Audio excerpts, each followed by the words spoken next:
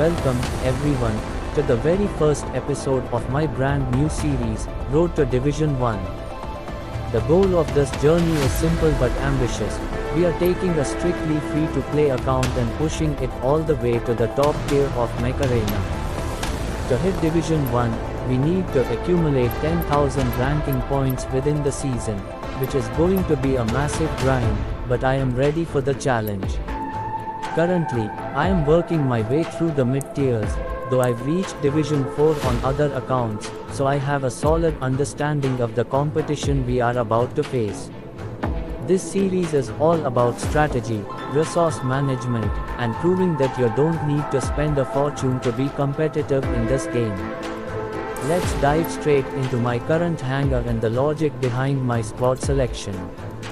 I've been putting a lot of thought into how to maximize my efficiency with limited resources. Right now, I'm running a setup centered around Bliss Frost, which I actually secured using a Chillbot promo code, and if you haven't used that yet, you definitely should check if it's still active. While Frost has great mobility, I found that I prefer playing him as a backline support rather than a frontline brawler. He's fast, so if I want I can take him front too, so keeping him at a distance allows me to manipulate the battlefield without getting deleted instantly. If it doesn't provide the utility I need in live matches, I likely pivot back to a high damage blast build. For my tier lifting, I've invested in Slingshot. By unlocking specific gear changes and hitting the tier 4 milestones. When it comes to weapons and the technical side of the game, I've been very selective about what I unlock to ensure I don't waste my credits. I have already unlocked Ares in the weapons section, along with the missile rack, thermal lance, and RPGs. These are the bread and butter for any F2P player. I've also picked up all the common snipers, including the long arms, which are essential for those long-range maps. One thing I want to mention is the Javelin rack. Now, I know it's a bit expensive for a starting account, but in my experience, it is absolutely worth the investment because of the verticality and pressure it puts on the enemy. On the other hand, I've made the conscious choice to take the fragment gun now. It's a popular choice. I find it forces you into winning situations where you're likely to win. I hope I wanted to try these artillery weapons, so for my artillery, I'm sticking with Paragon over Juggernaut. Paragon is significantly cheaper to rank up and his speed boost is invaluable for repositioning. I've equipped him with rocket mortars and an RPG secondary, creating a versatile build that can rain down damage while still having a backup for close encounters. One thing many players overlook when starting their F2P journey is that your hangar is only as good as your map awareness. In Division 4 and 5, you can often get away with raw aggression, but as we push toward that 10,000 point milestone, we have to play smarter. For example, on maps like Patterson Station or Mesa Verde, my long-arm snipers are going to be my primary earners. The key here isn't just sitting in the back, it's about lane control. If I can pin down an enemy attacker and prevent them from reaching the center beacon, I've done my job, even if I don't get the kill. As an F2P player, your goal isn't always to have the most kills, it's to have the highest impact per life. If I lose Slingshot in the first 30 seconds trying to be a hero, my team loses its primary scout and my ranking points take a hit.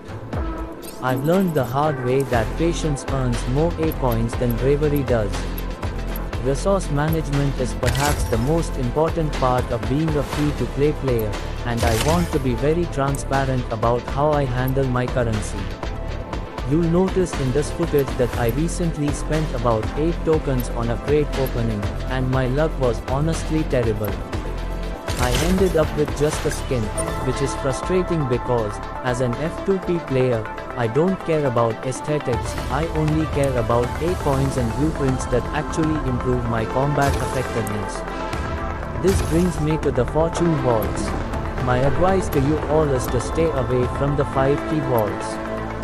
They are almost never worth it. I try to save up for the 10 or 20 key vaults because the rewards are significantly better, even if they take much longer to earn. To keep the 8 coins flowing, you have to be disciplined about completing every single battle challenge. It's a grind, but those rewards add up and are the only way to keep pace with players who are spending money on the game. As we move forward with this series, I want to keep things as authentic as possible, which is why I'm keeping these videos raw and uncut. You are going to see the wins, the losses, the lucky shots, and the moments where my luck completely fails me. I recently opened some fortune balls hoping for a high tier implant, and even though I came incredibly close, I walked away with nothing useful. That's just the reality of the game sometimes. However, I want this to be a community-driven journey. I'm constantly experimenting with different mech and weapon combinations to see what works best in the current meta. If you have a specific combo you think I should try, maybe something underrated or a setup that helped you climb the ranks, please leave a comment down below. I'll be reading through them and picking out the best suggestions to test in the next few episodes. To wrap things up for today, we've set our foundation. We have a solid hangar, a clear upgrade path for our artillery and snipers, and a disciplined approach to our spending. Reaching Division 1 isn't going to happen overnight, but with the right tactics and a bit of patience, I know we can get there. I'll be continuing the climb in the next episode, hopefully with a bit more luck in the crate openings and some more ranking points in the bag. Thank you all for joining me on day 1 of this Road to Division 1 inch series. Make sure to stay tuned, keep grinding those challenges, and I will see you all in the next one.